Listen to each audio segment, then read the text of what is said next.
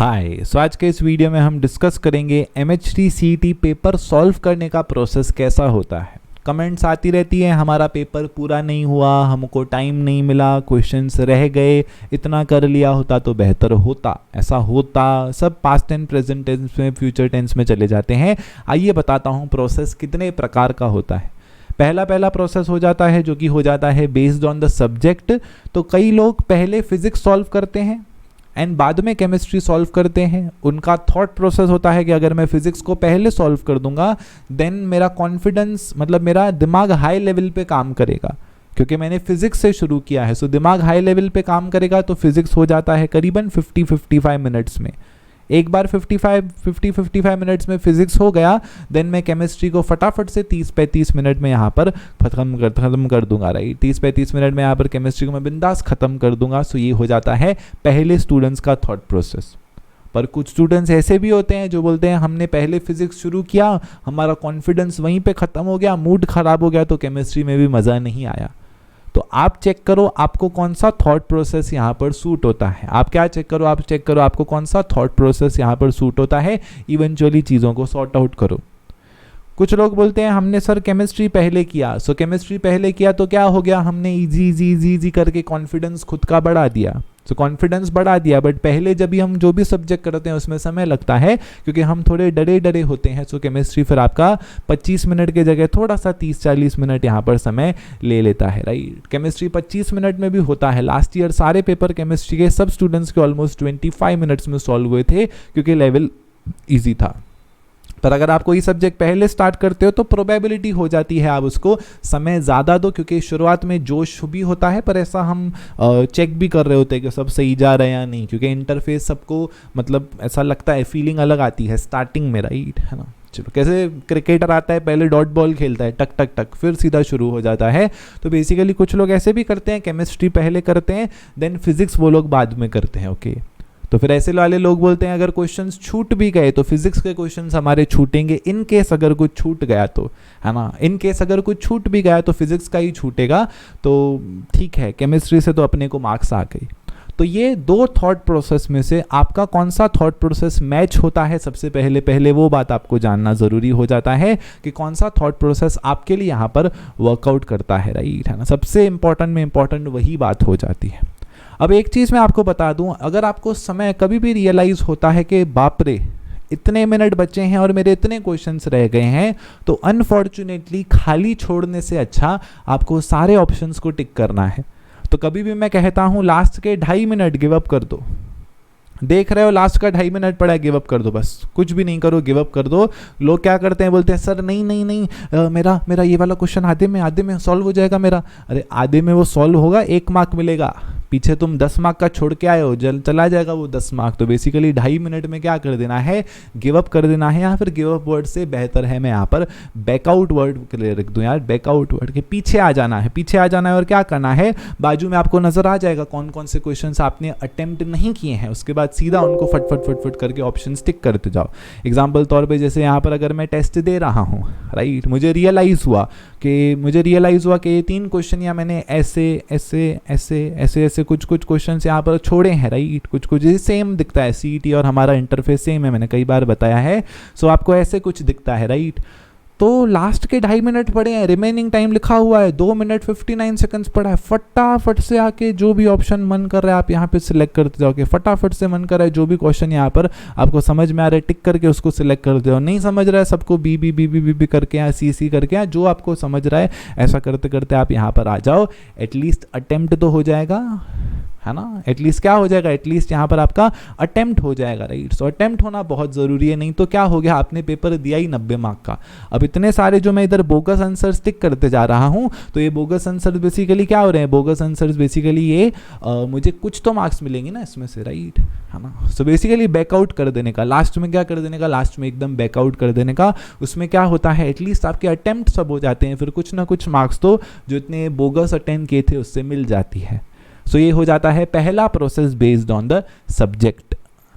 उसके बाद हो जाता है यहाँ पर दूसरा प्रोसेस जो कि हो जाता है classification based on process. Process का मतलब होता है रास्ता, एमएचटी सीईटी का पेपर सॉल्व करने का रास्ता। तो पहले पहले आ जाते हैं टाइप 1 के लोग जो बोलते हैं ऑर्डर वाइज हमको परवड़ता है, ऑर्डर वाइज क्वेश्चंस परवड़ते हैं। जो अबव एवरेज स्टूडेंट्स हैं, एवरेज स्टूडेंट्स हैं, अबव एवरेज के भी ऊपर हैं, अच्छे लेवल पे हैं, तो उनको ऑर्डर वाइज परवड़ता है। ऑर्डर वाइज का मतलब होता है तब के तब सॉल्व करना है। क्या करना है? तब के तब सॉल्व करना है। इजी है, हार्ड है, ऐसा है, वैसा है, तब के तब उसको फटाफट से सॉल्व करते जाना है।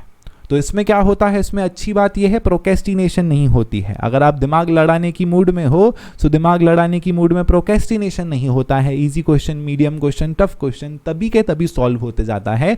तो ये इसका बेस्ट मेथड हो जाता है, पॉजिटिव बात हो जाती है।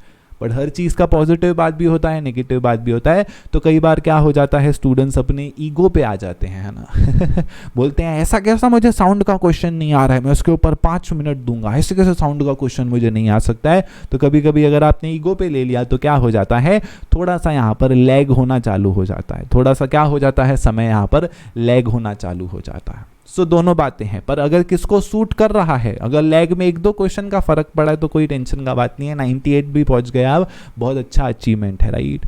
सो ऑर्डर वाइज में क्या होता है, ऑर्डर वाइज में तब के तब आप दिमाग लगाते जाओगे। तब के तब दिमाग से लगाने से मेरा मतलब है ऑन द स्पॉट क्वेश्चन को सोचते जाओगे, ऑन द स्पॉट कि ये में थर्मल प्रॉपर्टीज ऑफ मैटर है, तो थर्मल प्रॉपर्टीज ऑफ मैटर मुझे नहीं आता है ना, थर्मल प्रॉपर्टीज ऑफ मैटर मुझे नहीं आता है, पर मुझे सोचना ऑन द स्पॉट ही है तो मुझे पता है, मुझे आता तो वैसे भी नहीं है, तो अभी करूं, बाद में करूं, ऐसा करूं, वैसा करूं, तो मैं अभी के अभी, तभी के तभी उसको सॉल्व करके आगे बढ़ जाऊंगा। ओके, चलो, तो ये हो जाता है अपना फर्स्ट प्रोसेस जिसमें तब के तब अपने को सॉल्व करना है। आ जाते हैं दूसरे प्रोसेस के ऊपर। दूसरा प्रोसेस कैसा हो जाता है, ऑर्डर वाइज करना है, बट जो आते हैं वो चैप्टर्स करने हैं। क्या करना है, करना तो पेपर मुझे ऑर्डर वाइज सॉल्व है, पर जो चैप्टर्स मुझे आते हैं सिर्फ वही चैप्टर मुझे करना है, राइट, है ना। जो चैप्टर मुझे आते हैं सिर्फ वही चैप्टर मुझे करना है, जो नहीं आते हैं उनको बाद में करना है। जैसे मैं पर्सनली बताऊं, मेरा एक्सपीरियंस, तो मुझे थर्मल फिजिक्स थोड़ा सा अजीब वाइब देता है, क्योंकि थर्मल फिजिक्स में ना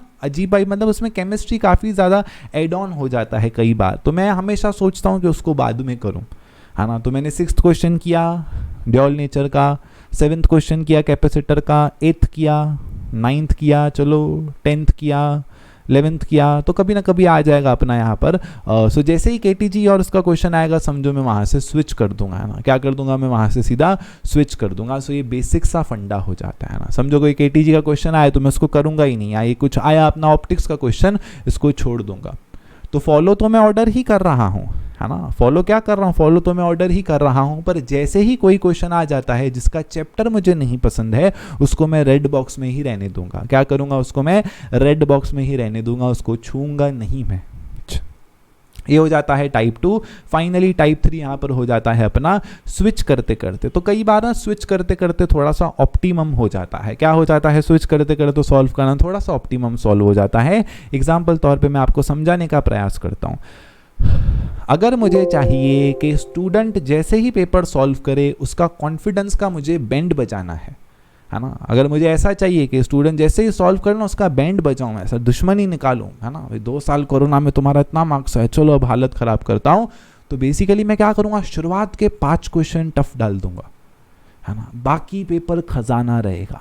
या फिर क्या करूंगा, लास्ट के जो क्वेश्चन है ना, लास्ट के एंडिंग वाले क्वेश्चन एकदम ईजी डाल दूंगा। ओके, पर शुरुआत में मीडियम हार्ड डालूंगा। तो क्या हो जाएगा, आप यही रेंज में फंस जाओगे, है ना। शुरुआत के 25 क्वेश्चन में ही फंस जाओगे, फंस गए, चक्रव्यूह है, टाइम बहता जाएगा, टाइम का गाटा कट करके चलता जाएगा।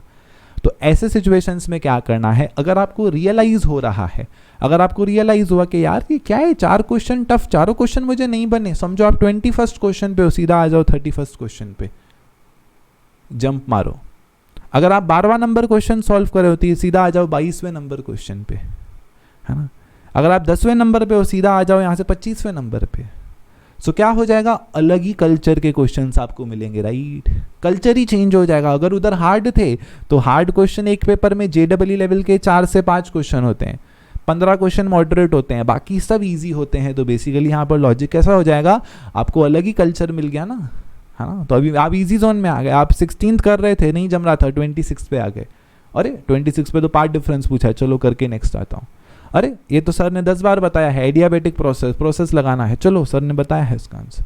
ये तो ओरल है, काइनेटिक एनर्जी पूछी है, चलो जो भी आंसर है टिक करता हूँ। वर्क डन का क्वेश्चन, टेम्परेचर कम का काफी लोगों को आंसर भी याद होगा, सी या डी में से कुछ आंसर आएगा, कई बार करा चुका हूँ। टेम्परेचर कम होता है तो वर्क डन इक्वल नहीं होगा, है ना। आंसर मैथमेटिकली इक्वल आता है, बट टेम्परेचर कम होने से वो भी फर्क पड़ जाता है, तो सी या डी में से आंसर होगा। सो जब मैग्नीट्यूड 4 आया है तो डी है, मैग्नीट्यूड 2 आया है तो सी है ना। तो क्या हो जाता है, आपको अलग कल्चर के क्वेश्चंस मिलते हैं, तो स्विच करते करते भी कर सकते हो। तो मैं पर्सनली स्विच करते करते करना भी प्रेफर करता हूं। एज ए एग्जामिनर मैं खुद पेपर बनाता हूं, तो मुझे पता है कि मैं किस हिसाब से क्वेश्चंस डालता हूं और क्या एग्जामिनर की मेंटेलिटी होती है। तो स्विच करते करते भी अच्छा खासा आपको स्ट्रेस रिलीफ हो जाता है। फिर अभी कुछ लोग बोलेंगे सर स्विच करेंगे तो टाइम कहाँ से मिला, स्विच करने में क्या है, 31 से 41 आने पे एक कितना 10⁻³ सेकंड्स लगा, क्योंकि इवेंचुअली तो आपको रेड बॉक्सेस दिख रहे हैं ना कि कौन सा क्वेश्चन छूटा हुआ है, राइट, है ना। तो ये मेंटेलिटी होती है, ये प्रोसेस होता है, इस प्रोसेस से आप स्टार्ट कर सकते हो। पहला डिसीजन आपको लेना है, फिजिक्स पहले करोगे या केमिस्ट्री पहले करोगे, राइट। फिर आपको डिसीजन लेना है ऑर्डर वाइज करोगे कि ऑर्डर वाइज जो चैप्टर आते हैं वो करोगे। अब ये लेवल पे डिपेंड करेगा, अबव एवरेज हो तो आप मे बी ये वाला प्रेफर करो, बिलो एवरेज हो तो आप मे बी ये वाला प्रेफर करो। आप अबव एवरेज हो, बिलो एवरेज हो, थर्ड वाला तो सबके ऊपर रूल लगता है, सो फिर तो आप यही प्रेफर कर सकते हो। तो इसमें क्या होगा, आप फंसोगे नहीं। कहीं पे हम फंस जाते हैं, समझो 3 या 4 क्वेश्चन लगातार नहीं आए तो टाइम भी उधर वेस्ट हो जाता है इन समय, और फिर थोड़ा कॉन्फिडेंस का भी इश्यूज आ जाते हैं, ठीक है। तो कुछ भी हो जाए, कैसे भी हो जाए, आपका रेड कुछ भी नहीं दिखना चाहिए, है ना। यहाँ पर रेड कुछ भी नहीं दिखना चाहिए। रेड कुछ भी कब नहीं दिखेगा, जब आप बैकआउट जल्दी कर लो, है ना। आपको ग्रीन सारे के सारे यहाँ पर दिखने चाहिए। और फिजिक्स और केमिस्ट्री के बीच में रिमाइंडर नहीं आएगा है ना। कई बार मुझे लास्ट ईयर जो मैंने मार्क्स वर्सेस परसेंटाइल में स्क्रीनशॉट बताया था, उस लड़के का फिजिक्स में अच्छा मार्क्स आया था, केमिस्ट्री में 0 आया था, तो उसने बोला रिमाइंडर ही नहीं आएगा, केमिस्ट्री का टाइम खत्म हो, रिमाइंडर नहीं आएगा। ओके, नहीं आएगा, अभी भी बता रहा हूँ, फिजिक्स कैम खत्म हो गया फिर आएगा। ओके, समझ रहे हो, ऐसा रिमाइंडर नहीं आएगा कि पौना घंटा हो गया चलो अभी केमिस्ट्री करो, ऐसा कुछ भी नहीं आएगा। आपको खुद टाइम का कैलकुलेशन का सारा ध्यान रखना है। ओके, चलिए, विश यू द बेस्ट।